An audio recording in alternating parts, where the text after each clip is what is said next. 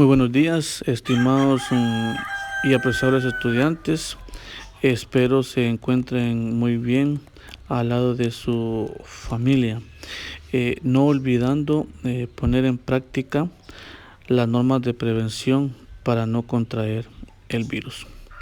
Recuérdese que soy Senka, aprendo desde casa y me quedo en casa.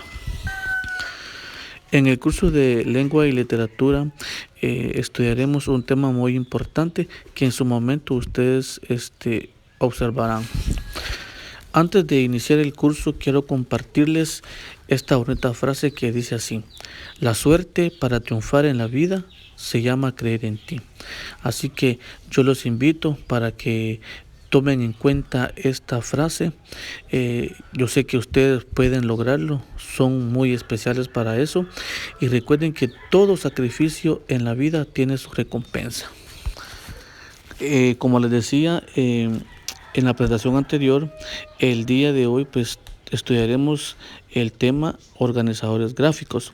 Pero para iniciar quiero comenzar dando la definición de organizador gráfico. Son representaciones visuales de conocimientos que presenta información rescatando los aspectos fundamentales de un concepto, de una idea, de temas o materias dentro de un esquema. Así que en todo el proceso de la presentación ustedes observarán diferentes organizadores gráficos que en su momento ustedes ya han realizado.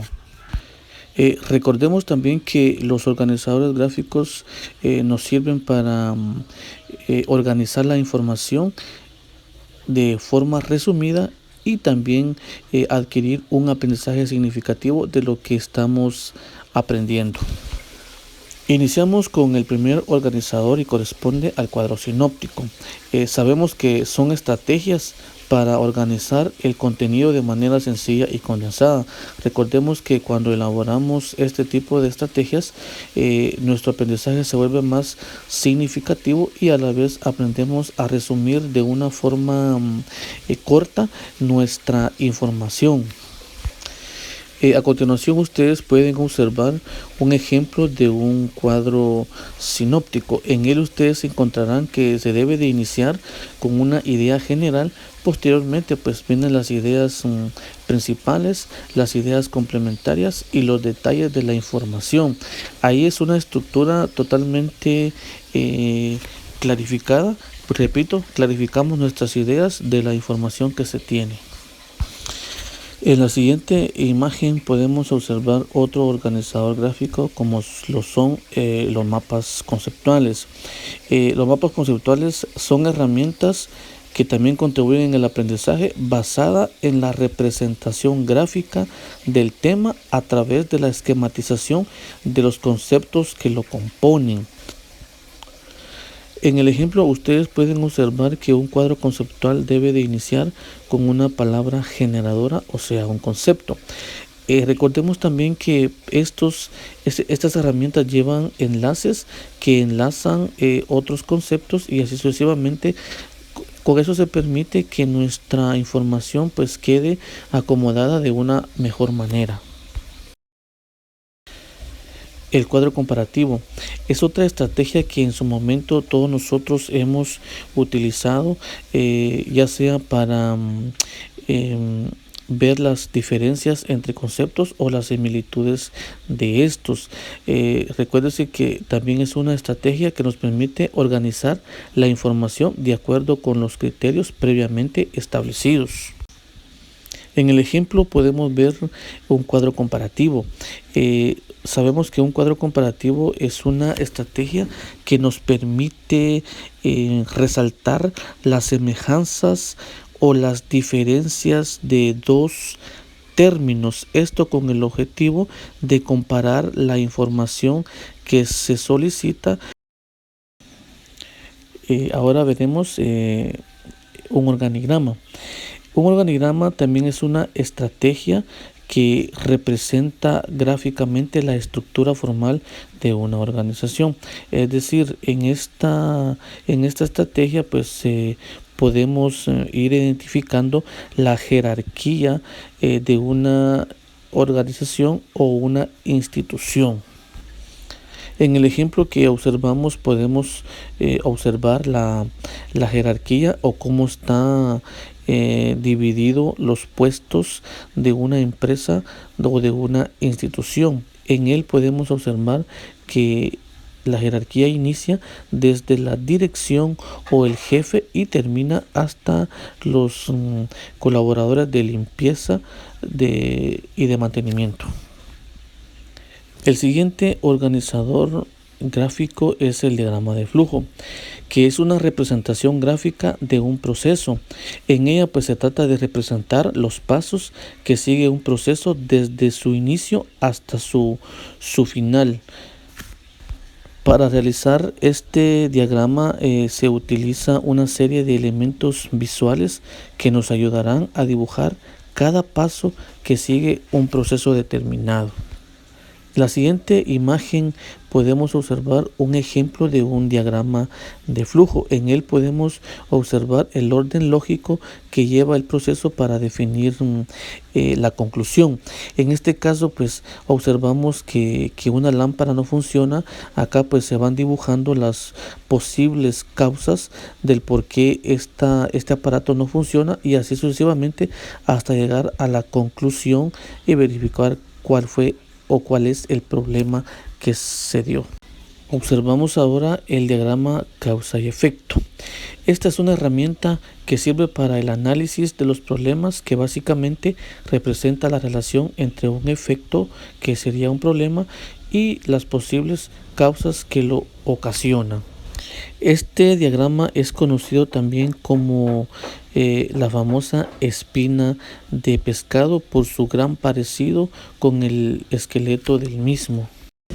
Vemos en el gráfico la representación del formato o del diagrama causa y efecto.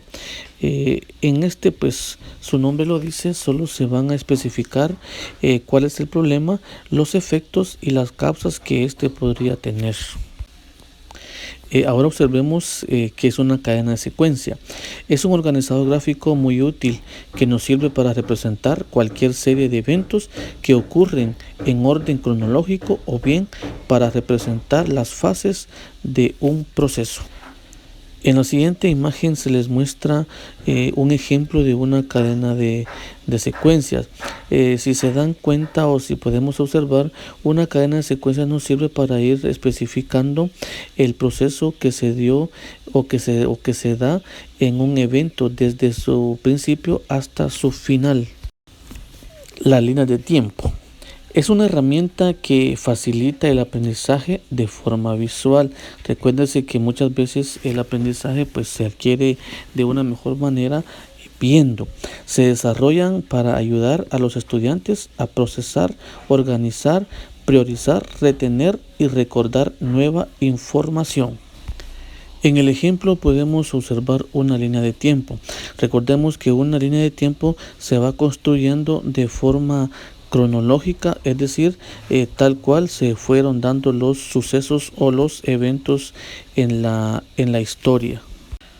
Otra estrategia muy interesante es el mapa de ideas. Sabemos que o se entiende que es un método visual que se utiliza para registrar pensamientos e ideas relacionadas de forma gráfica. Para elaborar un mapa de ideas se debe de iniciar colocando en el centro una palabra clave y posteriormente pues se rodeará con una lluvia de pensamientos que se relacionan con la misma. En el ejemplo ustedes observan la estructura de un mapa de ideas. Como se puede evidenciar, en el centro pues está una palabra generadora y en alrededor pues hay una serie de lluvia de ideas que se relacionan con la palabra generadora. El siguiente organizador gráfico es la mesa de la idea principal. Es un organizador gráfico que muestra la relación entre una idea principal y los detalles o ideas en las que se apoya o sustenta. En su momento ustedes observarán el ejemplo de esta mesa de la idea principal. En el ejemplo podemos evidenciar la estructura de la mesa de la idea principal. Observamos que en el centro de la mesa se ubica la palabra principal o la idea principal. En las patas podemos evidenciar los detalles, las ideas secundarias o los subtemas que sustentan a la idea principal. Esta es una estrategia totalmente innovadora, pero sobre todo creativa, la cual permite que nuestro aprendizaje sea aún más significativo. El siguiente organizador gráfico es la rueda de atributos. Esto es utilizado como una estrategia de evaluación y aprendizaje.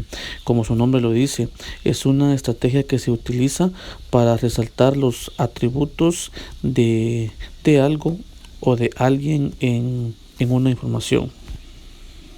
Podemos observar la estructura de la rueda de atributos. Podemos observar que es una estrategia o un esquema totalmente sencillo en el cual en el centro del mismo pues se ubica la persona u objeto a describirse, mientras que alrededor pues podemos observar las cualidades que el objeto o el sujeto posee. Por último, pero no menos importante, ubicamos a las telarañas. Sabemos que es un organizador gráfico que muestra de qué manera unas categorías de información se relacionan con subcategorías. Esta estrategia ayuda a los estudiantes a aprender cómo organizar y priorizar la información.